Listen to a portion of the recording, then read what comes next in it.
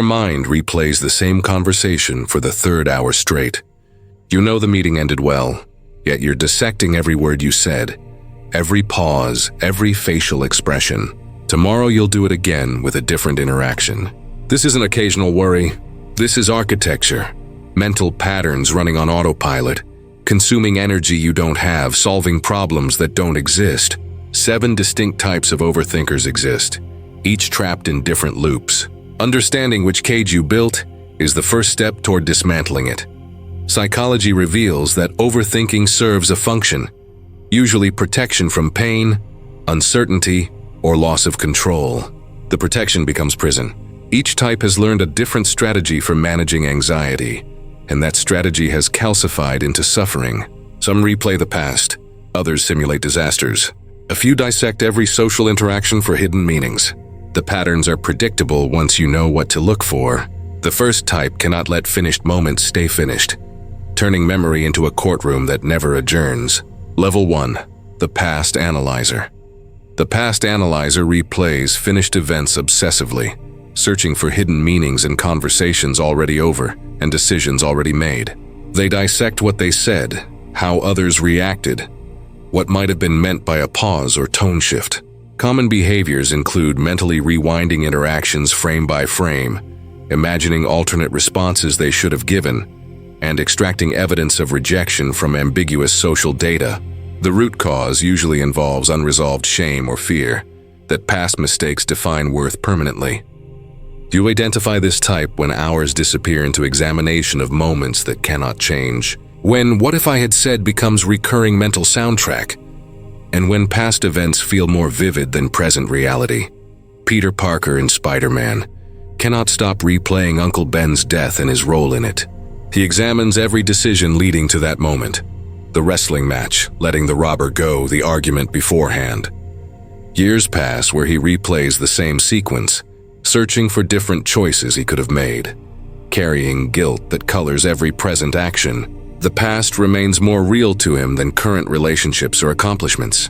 Peter demonstrates how past analysis transforms into permanent mental occupation, how one moment of perceived failure becomes the lens through which all future decisions get filtered. His heroism stems from that guilt, but the cost is never allowing finished moments to stay finished. The next type abandons history entirely, preferring to catastrophize futures that haven't arrived and probably never will. Level 2. The Disaster Simulator. The Disaster Simulator runs endless catastrophic scenarios, pre-living worst possible outcomes to feel prepared for disasters unlikely to occur. They imagine job loss, relationship collapse, medical emergencies, social humiliation, and financial ruin with vivid detail.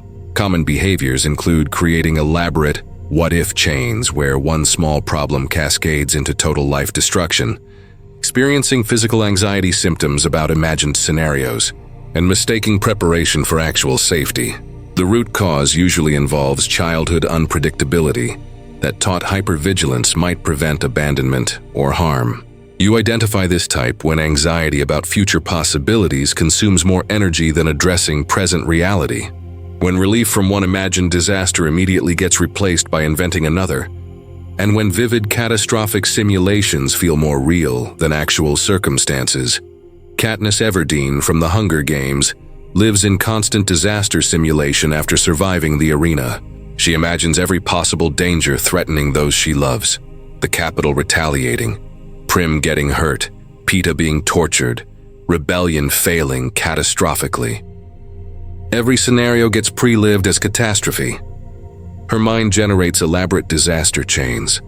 One wrong move leads to her family's death, which leads to district destruction, which leads to everyone suffering because of her choices. The simulations feel so vivid and urgent that emotional shutdown seems like wisdom rather than trauma response. Katniss shows how disaster simulation becomes self-fulfilling prophecy. The anxiety about imagined catastrophe creates actual limitation, and her hypervigilance pushes away the very people she's trying to protect. While some obsess over disasters ahead, others get paralyzed by the infinite branches of choice itself. Level 3. The Decision Paralytic. The decision paralytic gets trapped in analysis loops when facing choices, weighing options endlessly without reaching conclusions. They research exhaustively, create comparison spreadsheets, solicit advice from everyone, then circle back to reconsider from new angles indefinitely. Common behaviors include treating minor decisions as life-defining, seeing every choice as having one secretly correct answer they might miss, and experiencing option abundance as threat rather than freedom. The root cause often involves perfectionism combined with fear that wrong choices lead to regret they cannot psychologically tolerate. You identify this type when decision-making timelines extend absurdly beyond the choice's actual importance. When gathering information becomes procrastination disguised as diligence, and when opportunities expire while analysis continues without resolution. Hamlet from Shakespeare's play faces clear motivation, avenging his father's murder, yet cannot commit to action. His mind generates endless considerations. Is the ghost trustworthy? What if he's wrong about Claudius? What are the moral implications? What if there's a better moment?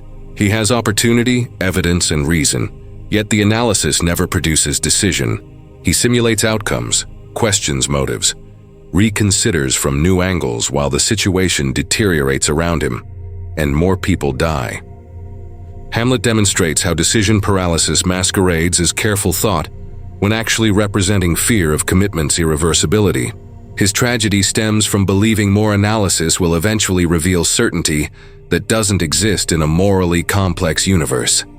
Some overthinkers struggle less with decisions than with human behavior, endlessly decoding social interactions for hidden threats. Level 4. The social decoder.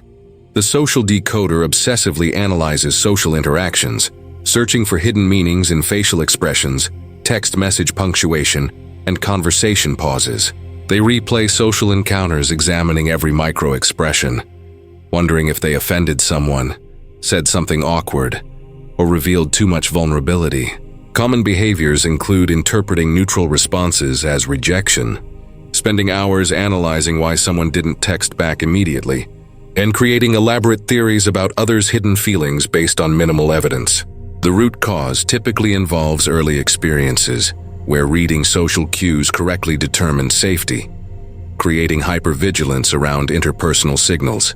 You identify this type when social anxiety continues long after interactions end, when relationships feel like puzzles requiring constant solving, and when simple human contact generates hours of interpretive analysis afterward. Bridget Jones from Bridget Jones's Diary constantly decodes every interaction with Mark Darcy and others for hidden meanings.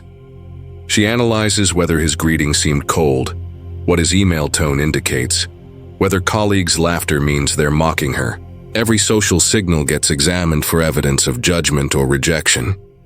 She replays conversations searching for hidden criticisms, creating elaborate theories about others' feelings based on minimal evidence like a glance or word choice. When someone compliments her, she doesn't accept it. She dissects whether it was genuine or polite obligation. Her journey involves learning that not every social interaction requires forensic analysis, that sometimes people mean exactly what they say, and that exhaustive decoding creates more anxiety than clarity. While some decode others obsessively, another type turns that analysis inward, dissecting their own emotions until feeling becomes impossible. Level 5. The emotional dissector. The emotional dissector cannot simply feel emotions. They must analyze, label, and understand them intellectually before allowing experience. When sadness arrives, they immediately ask why, what triggered it, what the feeling means about their psychology, whether the emotion is justified or irrational. Common behaviors include intellectualizing feelings rather than experiencing them, getting trapped in meta-analysis of emotional states, and creating distance from emotions through psychological vocabulary and frameworks. The root cause often involves environments where expressing feelings was unsafe, so analyzing them became substitute for having them. You identify this type when someone describes feelings clinically, rather than experiencing them directly. When emotional moments trigger immediate self-analysis, and when understanding emotions replaces actually feeling them, creating emotional constipation where feelings pile up unprocessed. Dr. Gregory House from House, MD cannot experience emotions without immediately subjecting them to cynical analysis and intellectual dissection. When feeling emerges, guilt, affection, fear, his first response involves examining the emotion's utility, questioning its validity, dismissing it as chemical reaction or evolutionary programming. He intellectualizes pain rather than acknowledging it, analyzes connection rather than experiencing it, and treats his own emotional responses as symptoms requiring diagnosis. House demonstrates how emotional dissection, even when brilliant, transforms feelings into problems requiring intellectual resolution rather than human experiences requiring acknowledgement.